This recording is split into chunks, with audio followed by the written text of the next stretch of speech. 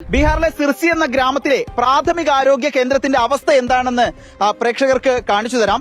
ഇവിടെയൊക്കെ ആരോഗ്യ മേഖലയുടെ സ്ഥിതി എന്താണെന്ന് മനസ്സിലാക്കാനാകുന്ന ഒരു കാഴ്ചയാണ് നമുക്ക് കാണാൻ കഴിയും. പ്രാഥമികാരോഗ്യ കേന്ദ്രം എന്നാണ് ഇവിടെ എഴുതി വെച്ചിരിക്കുന്നത്.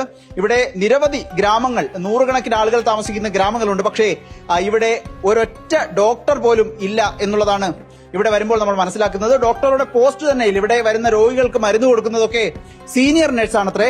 ഒപ്പം ഇവിടെ പ്രസവം നടക്കുന്നുണ്ട്. നോർമൽ ഡെലിവറി ആണെങ്കിൽ അതും നടത്തുന്നത് നഴ്സുമാർ തന്നെയാണെന്ന് പറയുന്നു. ഇവിടെ നാട്ടുകാർ നമ്മളെ കണ്ട് വന്നതാണ്.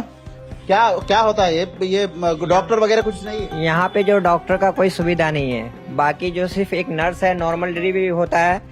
बाकी यहाँ जो दवाई का सुविधा है जो मिलना चाहिए पब्लिक को, यहाँ के लिए नहीं मिल पाता है। कौन कौन ये दवाई कौन देता है? दवाई हमारे एक भाई मनसुख साहब हैं, वो देते हैं हफ्ता। नर्स नहीं, हाँ वही अपना वो देख के जो भी है पर्ची वर्ची काट के देते हैं दवाई। वो हफ्ता में 3 दिन आते हैं। और जो डॉक्टर का मेन सबसे बड़का सीनियर नर्स भी एक हफ्ता में 3 दिन आता है। सीनियर नर्स तो परमानेंट है यहाँ पे। बाकी जो मनसुख भाई है हफ्ता में 3 दिन है, वो दवाई देता है। हाँ वही दवाई देता है। अब कैसे चलता है भाई साहब? हिंदी में बोले कैसे चलता है? डेली यहाँ पे रेगुलर ओपीडी चलता है और डिलीवरी।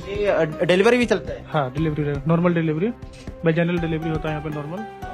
कौन संभालेगा? ये नर्स संभालेगा? हाँ डिलीवरी रूम ANM है। बाकी दवाई के लिए हम स्टाफ नर्स है वो पोस्टर। आप सीनियर नर्स हैं? हाँ दवाई आप देता है? हाँ।